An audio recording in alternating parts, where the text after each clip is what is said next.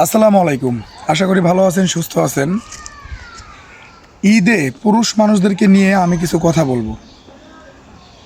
কথাটা হচ্ছে, পুরুষ মানুষরা যারা গ্রামের বাড়ি থেকে ঢাকায় এসে চাকরি করেন, তারা ঢাকায় থাকা অবস্থায় কি কি চিন্তা ভাবনা করেন আর তাদের স্যালারি এবং বকশিস কীভাবে খরচ হয় সেটা একটু তুলে ধরব। প্রথমতে কিছু টাকা স্যালারি পায়। স্যালারিটা খরচ হয় কিভাবে? তার বউ বাচ্চা মা বাপ তাদের পিছনে। থাকে অবশিষ্ট কি? তার বকশিসটা। তার বকশিসটা কীভাবে আর কি খরচ হয় সেটা একটু বলি। এখন ধরেন আপনি এই শহরে চাকরি করেন, এইখান থেকে মেন রোডে যাইতে আপনার মোটামুটি অটো দিয়ে 2-3 ধাপে যেতে হবে। তো এখন অটো ভাড়া যদি থাকে 10 টাকা, ওইখানে দেওয়া লাগে 20 টাকা। যেইখানে অটো ভাড়া, আবার অটোরা কি করে, যেমন এক নাগার একটা ভাড়া আছে, যেমন এইখান থেকে এইখানে 10 টাকা, আবার ওইখান থেকে ওইখানে 10 টাকা, টোটালে 20 টাকা, কিন্তু 10 টাকা বেশি নিতেছে। কত হয়? 30 টাকা। তাই তো 20 টাকার ভাড়া 30 টাকা। তো ওনারাও কীভাবে চালচলন করে কী করে, ওরা একসাথে এত দূর নেওয়া যায় না। ওরা এইখান থেকে অর্ধেক নেয় 10 টাকার ভাড়া 20 টাকা, আবার ওইখান থেকে অর্ধেক নেয় 10 টাকার ভাড়া 20 টাকা, মানে এইখানেই 40 টাকা চইলা যায়।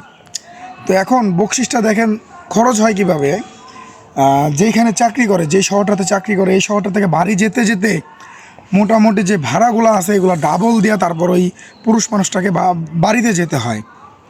যাই হোক, গেল বাড়িতে যাওয়ার পরে দেখেন ওই বকশিসের টাকা থেকেই আবার যারা যারা ছোট আছে, ভাই বোন, তারপর ছেলে মেয়ে, তারপর দেখা যাচ্ছে ঈদে নিজে বের হওয়া, এগুলো নিয়ে কি হইতেছে আপনার, যে এই যে বকশিসের টাকাটা, ওইটা কিন্তু আস্তে আস্তে আস্তে আস্তে ওদেরকে বকশিস দিয়ে একটা পুরুষ মানুষ যেই টাকাটা অর্জন করে নিয়ে বাড়িতে যাবে, ওই টাকাটা কিন্তু এইভাবেই শেষ হয়ে যাইতেছে।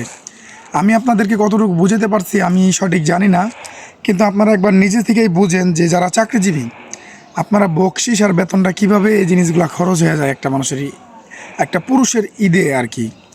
তো তারপরে দেখেন যে একটা পুরুষ মানুষ কিন্তু ভালো কোনো জিনিস কিনে না, কিনে কাদের জন্য? ছেলে মেয়ে বউ বাচ্চা তাদের জন্যই।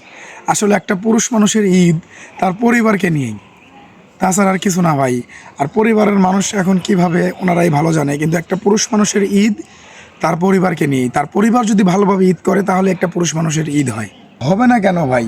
হবে না কেন সেটা একটু বলেন। একটা পুরুষ মানুষ কিন্তু তার গ্রামের বাড়ি থেকে শহরে চলে আসে কিসের জন্য? তার ফ্যামিলিকে খুশি রাখার জন্য।